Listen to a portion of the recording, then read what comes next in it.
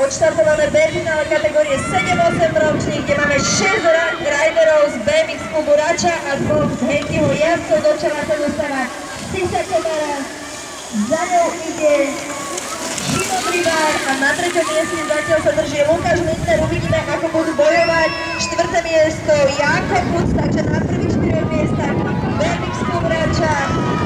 Na 5. sa dostal Henkyho jazdci Matej Osuský. Uvidíme, či Siso si udrží tento krásny náskok až do cieľa a užije si túto jazdu posledných pretekov.